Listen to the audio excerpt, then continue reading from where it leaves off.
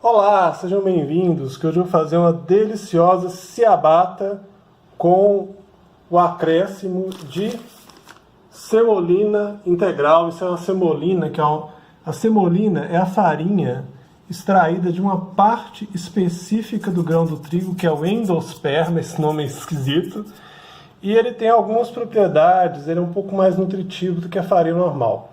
Para começar a fazer a minha ciabatta, 7 horas antes eu começo a fazer a biga, que é um tipo de pré-fermento e que normalmente tem o percentual de hidratação em torno de 65%. Aqui eu tenho 300 gramas de farinha de trigo, 200 gramas da semolina super fina integral, mas podem usar a semolina normal se vocês não encontrarem integral, mas é importante que seja fina e seja de grano duro. E além disso eu tenho 2 gramas de fermento biológico seco. Aqui eu vou dar uma misturada aqui com o fouet para deixar as farinhas bem misturadas com o fermento.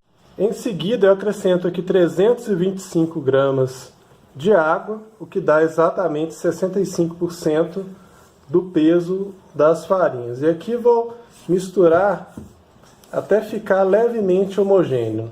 Não é muito não, tá? Um minutinho talvez.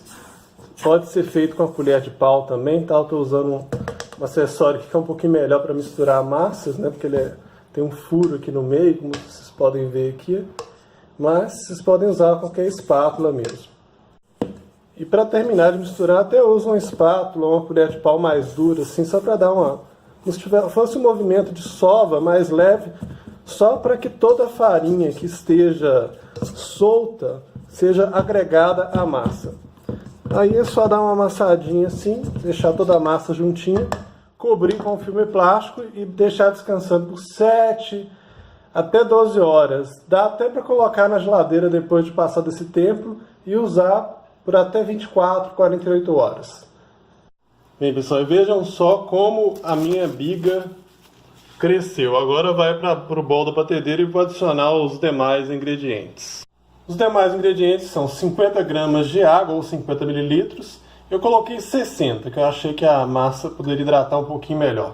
100 gramas de farinha de trigo, 2 gramas de fermento biológico seco, 5 gramas de extrato de malte. É um ingrediente opcional, pode ser substituído por mel ou por melado de cana. Aliás, o sabor é muito parecido com o de melado. E, para finalizar, 11 gramas de sal. Agora, na batedeira serão 4 minutos na velocidade baixa e depois mais 5 minutos na velocidade alta. À mão, mais ou menos uns 10 minutos de sova. E agora a massa vai ficar aqui descansando por 1 hora num Tupperware untado e fechado. Bem, pessoal, vejam só como cresceu a massa. Está até desgrudando aqui das bordas quando eu mexo. E agora eu vou deixar a bancada bem enfarinhada e vou deitar a massa em cima da farinha. Tem que ser uma camada de farinha bem grossa, tá, gente? E aqui agora eu vou dar uma espalhada com a espátula mesmo, para não grudar nas mãos, antes de colocar mais farinha por cima da massa. Agora com bastante farinha, depois de jogar bastante farinha, dá umas batidinhas assim para a farinha se acomodar. Eu vou dar uma leve esticada na massa, mas sempre deixando bem de leve, tá, gente? Sempre deixando o formato retangular. Eu vou deixar mais ou menos 1 centímetro de espessura, tá? Então, vocês podem ver que eu tô fazendo bem de levinho, tentando puxar aqui para as bordas, né, para manter o formato, porque senão acaba que ele fica meio ovalado, né, se você não faz isso.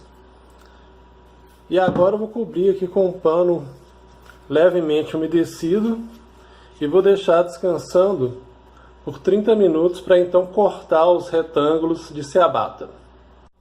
Bem, pessoal, a massa já deu uma descansada, já deu uma relaxada e agora eu vou cortar os retângulos aqui. Eu acho que vai render 6 ciabattas. Eu vou cortar aqui, pegar aqui 1/3 da massa e dar uma leve afastadinha assim para não grudar de volta.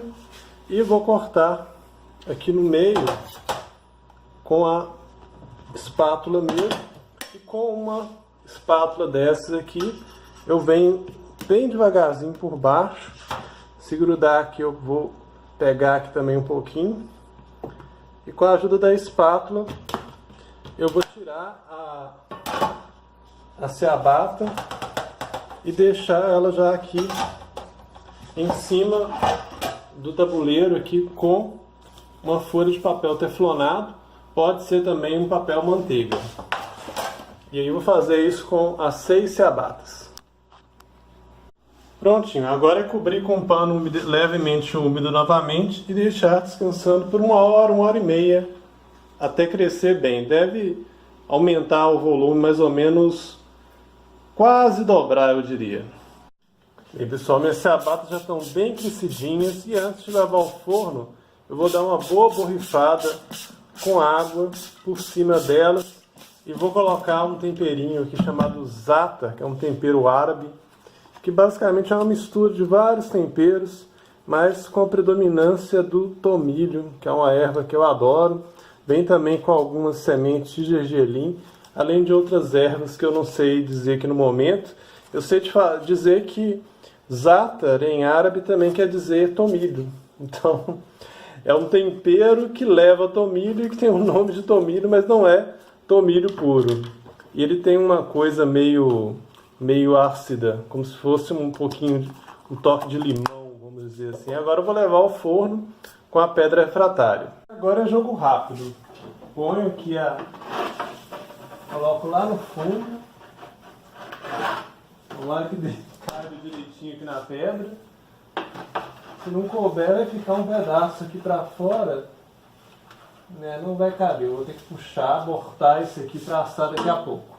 E agora eu ponho aqui água aqui numa panela que tem aqui embaixo e vai levantar uma boa quantidade de vapor que vai durar mais ou menos uns 30 segundos aqui de vapor, e isso vai fazer com que o pão dê uma boa crescida final. Bem pessoal, a outra leva já está assando lá no forno e é bem rápido, 12 minutos a 230 graus.